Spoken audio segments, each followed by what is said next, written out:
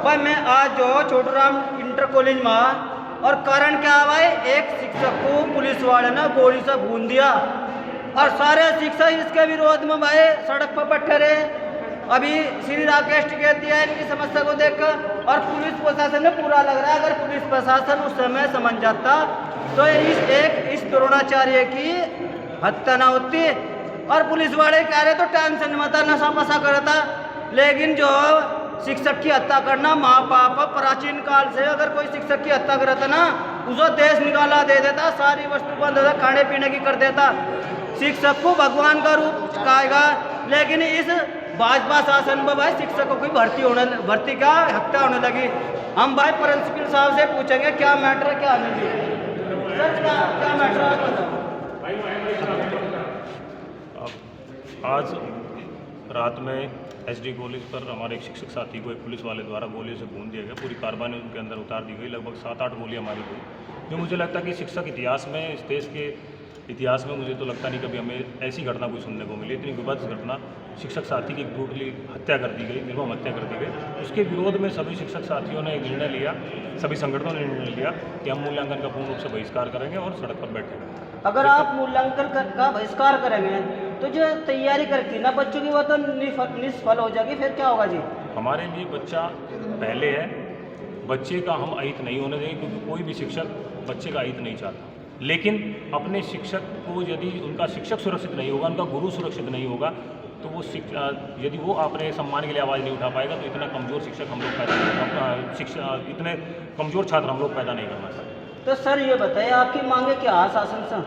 शासन से हमारी मांगे सीधी है, 10 करोड़ का तुरंत उस परिवार को आर्थिक सहायता दी जाए, उनकी पत्नी को पीसीएस रैंक की नौकरी दी जाए और राज्य के सम्मान के साथ उनका अंतिम संस्कार किया जाए। और जो भी पुलिस विभाग का कोई भी कर्मचारी जो इस तरह की ड्यूटियों में लगाए जाते हैं, पुलिस पहले उनका वेरिफिकेशन करे, वो मानसिक रूप से और नशा के आदी तो नहीं है, उसके बाद उनके वेरिफिकेशन के बाद ही इस तरह की ड्यूटियाँ उनकी लगाई जाए। सर ये तो योगी सरकार और गुरुओं की तो पूरी चल जाए। अगर गुरु एक भी बात कह देना, प्राचीन काल जैसे राम राजा एट द टाइम, और राम राज को चलाने वाले जो बड़े बड़े गुरु ही थे, तो इस समय गुरुओं की बात क्यों नहीं मानी रहे? क्या त्रुटि आ रही शासन में? त्रुटि नहीं, मुझे लगता है कहीं ना कहीं जो बीच की कड़ी है, जो समझाने वाले लोग हैं, वो शायद सक्षम नहीं है, पूरी सही बात को ऊपर तक नहीं पहुंचा पा रहे शिक्षकों की।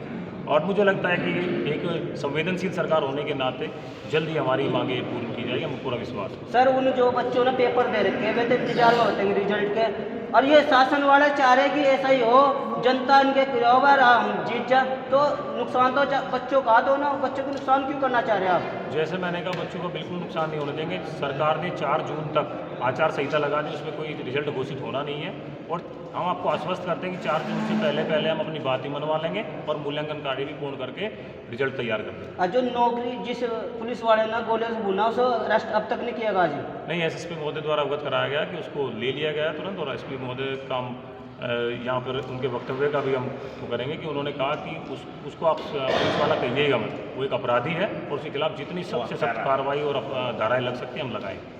गुरु के लिए तो जो प्राचीन काल से ही जो एकलव्य ने अपने हाथ का गुंठा देता, गुंठा नहीं सारी विद्या दान कर देती, तो एसएसपी साहब ने इन मांगो क्यों नहीं मांग रहा है? तो गुरु की है, गुरु दक्षिणा है। ये आप गुरु की नहीं मानिएगा, गुरु के साथ साथ जो उनके शिष्य हैं, पूरा समाज शिक्षक के साथ है, और आप ज़्यादा नहीं हम कहते हैं, लेकिन 2-3 दिन के अंदर ही मुझे लगता है कि सारी मांगे मान लीजिए।